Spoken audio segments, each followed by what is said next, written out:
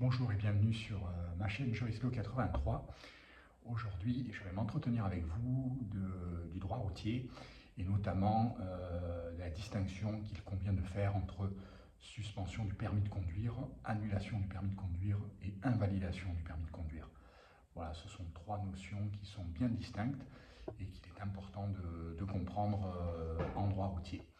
Alors, quelques précisions sur le sens de ces trois notions et sur leur implication au niveau du droit applicable.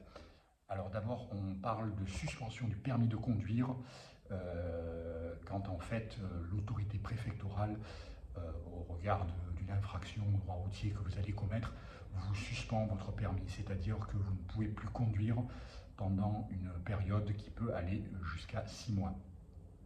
Donc cette suspension du permis de conduire, elle survient en général pour des infractions, on va dire, de conduite sous l'empire d'un état alcoolique ou alors de conduite sous stupéfiants, mais aussi d'excès de vitesse.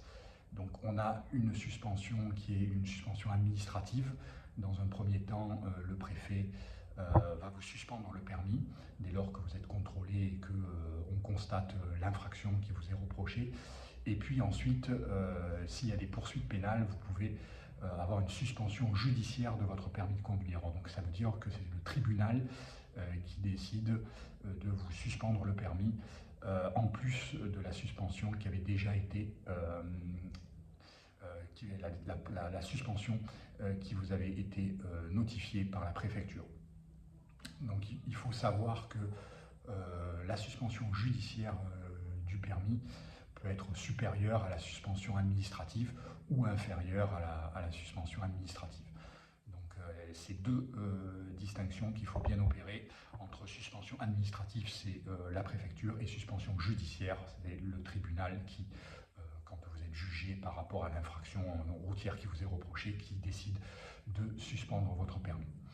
Ensuite, vous avez l'annulation du permis de conduire. Alors l'annulation, c'est en général pour des infractions un peu plus graves ou en récidive. Et dans ce cas-là, l'annulation entraîne tout simplement une perte de votre permis de conduire, c'est-à-dire que vous êtes obligé de repasser alors soit le code, soit le code et la conduite, et également d'effectuer des examens médicaux pour pouvoir reconduire. Donc l'annulation de votre permis de conduire, elle ne peut être prononcée que par un juge. C'est-à-dire que quand vous passez au tribunal pour, là aussi, une infraction excès de vitesse, alcoolémie délictuelle, bien souvent, ou alors conduite sous stupéfiant, mais vous risquez une annulation de votre permis dès lors que, notamment, vous êtes en récidive. Donc l'annulation du permis de conduire vous oblige à repasser votre permis. Alors après, ça dépendra du fait de savoir si vous avez votre permis de conduire depuis plus de 3 ans ou depuis moins de 3 ans. Si c'est moins de 3 ans, vous repassez le code. Si c'est plus de 3 ans, vous êtes obligé de repasser le code et la conduite, et ce pour l'ensemble des permis dont vous êtes titulaire. Parce que si vous êtes titulaire de plusieurs permis, il faut savoir qu'en cas d'annulation d'un des permis, notamment le permis de conduire un véhicule automobile, et bien si vous avez d'autres permis comme le permis moto, vous perdez également ce permis, vous êtes obligé de repasser l'épreuve également du permis moto. Donc ça, c'est pour l'annulation de votre permis, qu'il ne faut pas confondre avec la suspension du permis. Suspension, vous n'avez pas à repasser votre permis, vous avez juste à repasser des examens médicaux et psychotechniques pour pouvoir récupérer le permis. Ensuite, troisième notion très importante qu'il convient de distinguer de la suspension et de l'annulation, c'est l'invalidation du permis de conduire. Alors l'invalidation, ce n'est pas une infraction pénale, c'est une mesure administrative qui découle du fait que vous n'avez plus plein de points sur votre permis de conduire.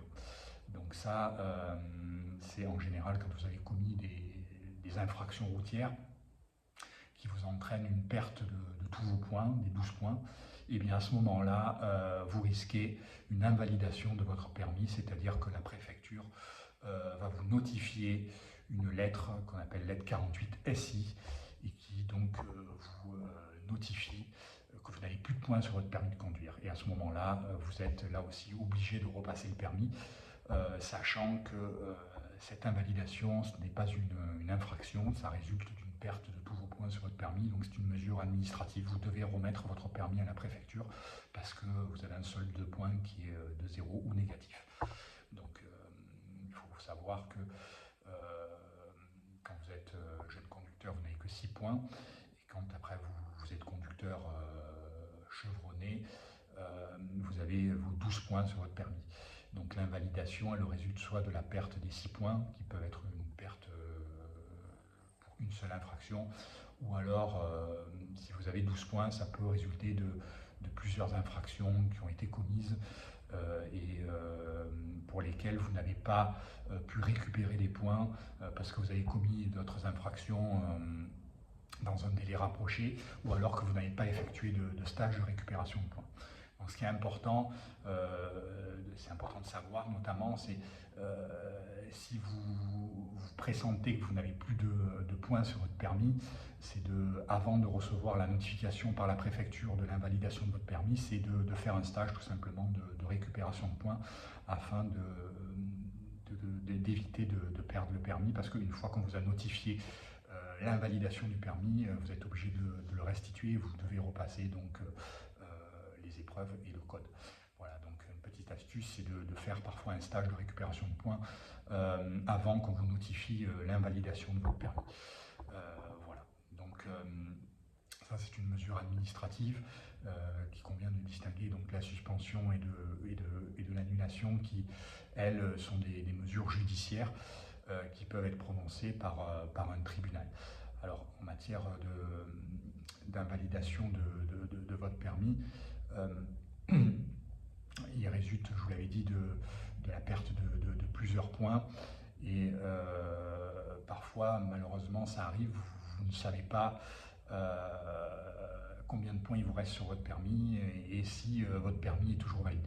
Donc là, ce qu'il faut faire, c'est si vous conduisez alors que vous avez peu de points, c'est d'aller dans un commissariat pour demander combien de points il vous reste sur votre permis. Ça, c'est important parce que ça vous permet de savoir si jamais vous conduisez alors que vous avez plus de points sur votre permis. Donc il faut vous renseigner dans un commissariat voilà, pour savoir un petit peu le nombre de points qui vous restent et pour pouvoir éventuellement faire des stages pour récupérer les points. Sachant que si vous n'avez pas commis d'infraction pendant une certaine période, après vous récupérez automatiquement des points, ça c'est aussi important de le savoir. Voilà. Donc ça c'était pour un petit peu vous expliquer rapidement la distinction entre suspension, annulation et invalidation.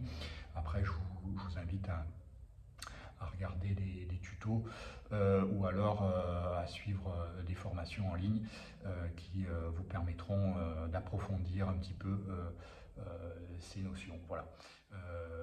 J'en ai terminé avec ce que j'avais à vous dire pour aujourd'hui et puis je vous dis à la prochaine pour de nouvelles aventures.